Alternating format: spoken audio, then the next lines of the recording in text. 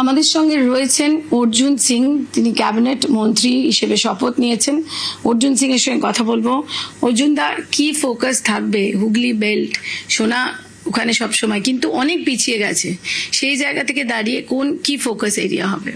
Focus তো একটাই আছে, দল যা ম্যানিফেস্টো ঠিক করেছে তার উপরে কাজ করা, দল ভবিষ্যতে যা ঠিক করবে তার উপরে কাজ করা।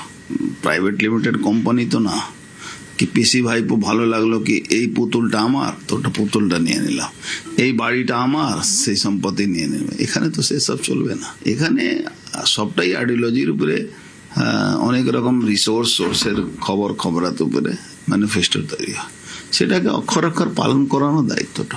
এতদিন পর আজকে যখন আপনি ফোনটা পেলেন, কালকে যখন ফোনটা পেলেন, কি ফিলিংস ছিল? মানে আপনি নিজে ভেটারেন একজন পলিটিশিয়ান। ভালো তো লেগেছে নিশ্চয়ই। রাজনীতিতে অত লড়াই, অত যুদ্ধ করার পরে একটা মাইলস্টোনের জন্য সবসময় একটা চেষ্টা ছিল, সেই চেষ্টা পূরণ হয়েছে। যে দায়িত্ব পেয়েছি তাহলে আরো ভালো কাজ করতে হবে, যাতে যারা মানুষ হোক বা দল হোক সবার একটা বিশ্বাস অর্জন করা দরকার। মুখ্যমন্ত্রীর তরফ থেকে, তার তরফ থেকে কি রকম মেসেজ আছে আপনাদের প্রতি?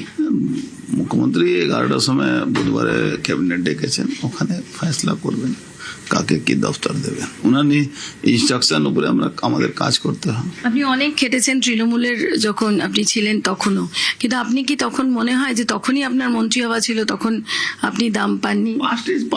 পাঁচ থেকে শিক্ষা নিয়ে এগোতে হবে। আরেকটা প্রশ্ন, যেখান থেকে আপনার বেরিয়ে আসতে হয়েছিল এবং যে অপমান সহ্য করে বেরিয়ে আসতে হয়েছিল, সেই পার্টির এখন একেবারে ছাড়খার মতো অবস্থা। প্রাক্তন মুখ্যমন্ত্রী তিনি ডাকছেন বৈঠক, মমতা ব্যানার্জি, অথচ অনেকেই আসছেন না। সেই জায়গা থেকে দাঁড়িয়ে কি মনে হয়? যে হাইকোর্টের বিরুদ্ধে পোস্টার লাগানো হতো জাস্টিসের বিরুদ্ধে, সেই হাইকোর্টের চোর চোরের স্লোগান শুনতে হচ্ছে। যে ভাইপো পুরো কয়েক হাজার পুলিশ নিয়ে ঘুরে বেড়াতো, সেই ভাইপো কে ডিম ছোড়া হচ্ছে। তো এর থেকে আমার আর কি দরকার আছে? আমরা তো সব পেয়ে গেছি। কিন্তু তৃণমূল পার্টির কি হবে, কি ভবিষ্যৎ? তৃণমূল পার্টির মনে হচ্ছে বিরোধী দলে তকমা চলে যাবে, দল ভাঙবে। কিন্তু সেখানেও একটা সিআইডি ইনভেস্টিগেশন চলছে, একটা ফরজারি সিগনেচারের আসছে, কি বলবেন? দলটা ভাঙবে, দলটা থাকবে না, এই দল উঠে যাবে, চিন্তা করবেন। আর অভিষেক ব্যানার্জির জন্য আপনি কি বলবেন? বিদেশে চলে পালিয়ে যাক, এখানে থাকলে জেলে যেতে হবে।